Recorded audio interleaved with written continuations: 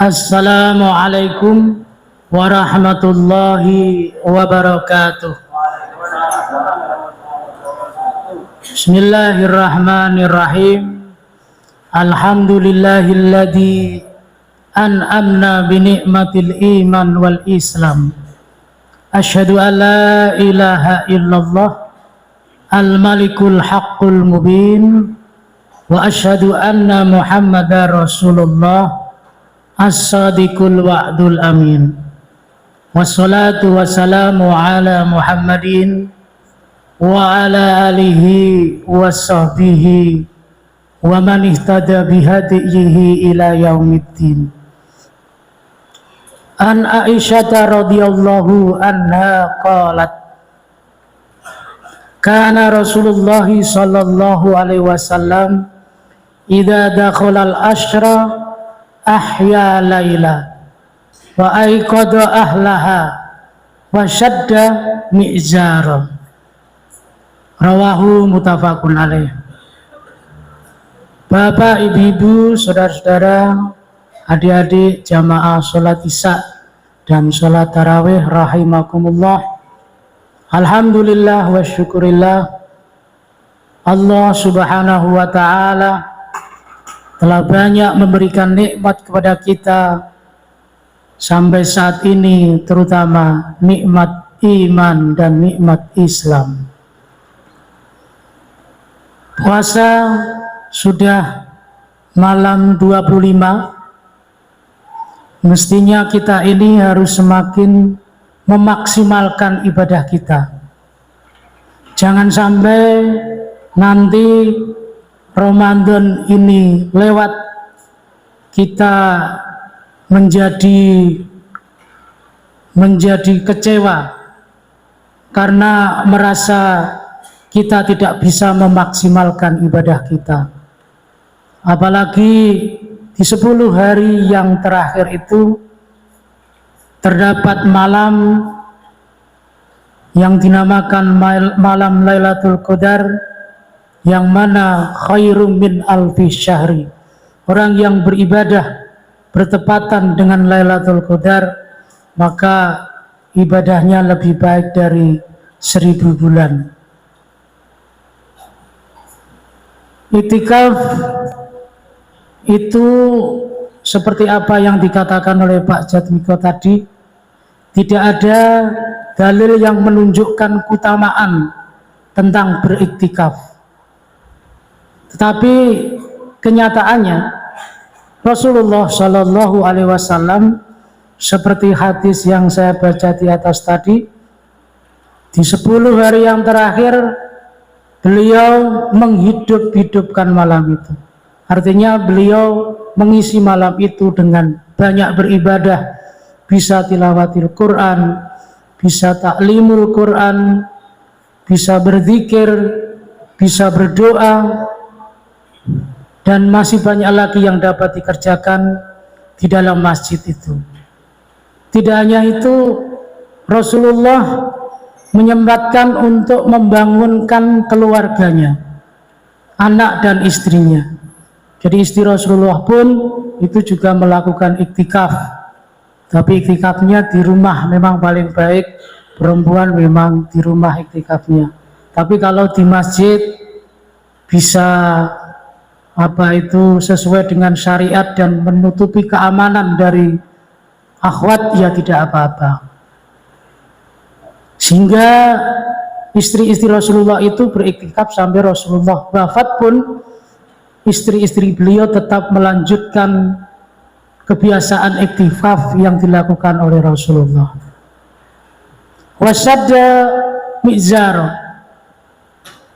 Rasulullah mengencangkan sarungnya, artinya semakin dengan kencangnya sarung berarti beliau semakin sungguh-sungguh di dalam beribadah itu, bermujahadah. Jadi tidak sekedar di dalam beribadah itu.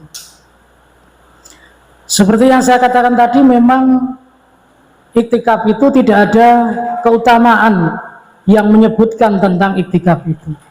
Tetapi pada hakikatnya semua ibadah itu fungsinya untuk mendekatkan diri kepada Allah, baik sholat, baca Quran, sedekah, infak, zakat, melakukan kebaikan kepada orang tua, kepada orang lain. Semuanya itu fungsinya adalah untuk mendekatkan diri kepada Allah. Dan jika Allah Subhanahu wa ta'ala telah dekat dengan hambanya, maka Allah akan mencintai hambanya tersebut. Sebagaimana hadis yang disampaikan, sebenarnya hadis ini adalah hadis qudsi. Jadi Allah sendiri yang menyatakan, wa ma taqarraba abdi ilayya bisyai'in ahabbu ilayya mimma aftaratuhu ilaihi. Dan tidaklah hambaku itu mendekatkan diri kepadaku dengan suatu ibadah yang lebih aku cintai, yaitu dengan melakukan yang fardu terlebih dahulu. Jadi ibadah yang dicintai oleh Allah itu fardunya harus dilakukan dulu. Jangan kok tidak sholat tapi puasa. Jangan kok sholat tarawih tapi puasa. Tarawih kan sunnah, puasa kan wajib. Nah, itu tidak disenangi oleh Allah. Jadi kalau kita ingin dekat dengan Allah, lakukanlah yang wajib itu utama. Wa ma taqarrabu ilayya abdi yataqarrabu ilayya bin nawafil. Dan hambaku itu selalu mendekatkan diri kepadaku dengan yang nawafil, dengan yang sunnah-sunnah. Jadi fungsi sunnah itu adalah kita itu untuk mencari perhatian Allah. Kalau kita ingin dicintai oleh Allah, tentunya kita harus bisa mencari dari perhatian kepada Allah. Oleh karena itu, sesudah yang wajib-wajib, lakukanlah ibadah-ibadah yang menurut kalian mampu dan kita bisa istiqomah untuk melakukannya. Seperti apa yang dilakukan oleh Bilal bin Rabah. Suatu saat Rasulullah bertanya kepada Bilal, "Hei Bilal, tadi malam aku mendengar suara seretan sandalmu. Kenapa bisa seperti itu?" Di surga aku mendengar seretan suara sandalmu. Karena setiap aku batal wudhu dan selalu berwudhu kemudian sholat 2 rakaat. Itu terus dilakukan. Orang punya kemampuan beda-beda. Yang berkemampuan sedekah, lakukanlah sedekah. Yang berkemampuan baca Quran, bacalah Quran. Yang berkemampuan untuk menolong orang lain, lakukanlah. Jadi setiap orang itu punya kemampuan yang berbeda-beda. Tetapi kita ini butuh untuk mencari perhatian Allah. Ikhda abadtuhu, ketika Allah mencintai kepadanya, kuntu sam'ahu alladhi yasma'u bihi. Pendengarannya itu merupakan pendengaranku yang ia gunakan pendengaran itu. Artinya pendengaran kita ini dibimbing oleh Allah sehingga kita tidak menyukai mendengarkan berita-berita yang bohong, mendengarkan hal-hal yang tidak baik. Telinga kita tidak senang. Wa basaruhu, demikian juga mata kita. Alladzi yubsiru bihi. Dengan mata itu dia mendengar, dia melihatnya. Orang yang matanya sudah dipelihara oleh Allah, maka matanya itu tidak akan ingin melihat hal-hal yang maksiat, akan digunakan untuk hal-hal yang baik. Wa yadahu, demikian juga tangannya. Allati yabtisu biha, tangan itu akan digunakan untuk kebaikan-kebaikan. Wa rijlahu, demikian kakinya.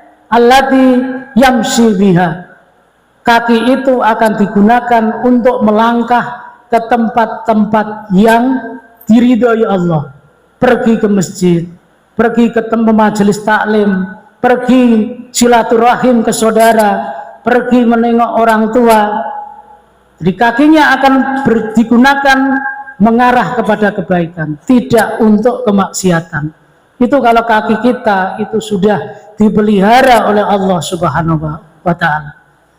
La in sa'alahu la u'tiyanahu. Pasti jika dia itu meminta kepadaku, aku pasti memberinya. Wala u'iddanahu wala u'iddani, dan apabila dia meminta kepadaku, la u'iddanahu, aku pasti memberinya. Itu janji Allah kepada orang-orang yang telah dicintai oleh Allah Subhanahu wa taala. Orang yang dicintai Allah itu namanya wali. Apakah wali itu cuma wali songo? Tidak. Semua orang, semua mukmin yang dicintai Allah itu adalah wali. Kita pun harus punya tujuan menjadi wali, ingin dicintai oleh Allah. Kebanyakan orang kan cuma sekarang mencari berkahnya saja, berkahnya wali. Padahal sesuai dengan tuntunan hadis itu tadi, sebaiknya seseorang itu yang menjadi wali, menjadi orang yang dicintai oleh Allah Subhanahu wa taala. Bapak Ibu rahimakumullah, marilah kita maksimalkan sisa Ramadan ini untuk beribadah kepada Allah, untuk mendekatkan diri kepada Allah, agar kita ini dicintai oleh Allah Subhanahu wa taala, sehingga tujuan kita selamat di dunia, bahagia di akhirat itu akan dapat tercapai. Semoga Allah selalu memberikan hidayah dan kekuatan kepada kita semua. Amin amin ya rabbal alamin. Wallahu a'lam bishawab. Assalamualaikum warahmatullahi wabarakatuh.